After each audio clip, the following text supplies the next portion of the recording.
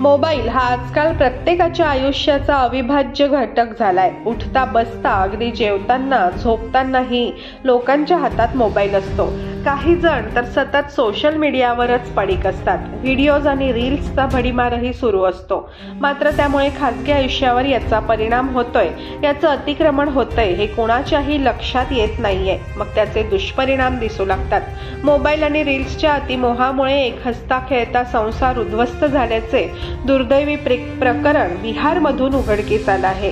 तेथील बेगुसराय येथून एक हैराण करणारी बातमी समोर आली. तिथे एका पतीने पत्नीला रील्स बनवण्यापासून रोखलं, पण ते काही त्याच्या पत्नीला आवडलं नाही आणि तिने रागाच्या भरात पतीलाच संपवलं. ही घटना समजल्यानंतर आजूबाजूच्या लोकांमध्ये एकच दहशत माजली होती.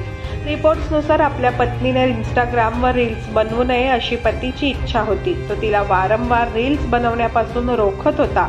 यामुळे नाराज झालेल्या पत्नीने तिच्या माहेरच्यांसह मिळून पतीची निर्घृण हत्या केली. ही घटना खोदाबंदपूर क्षेत्रातील फफौत गावातील आहे.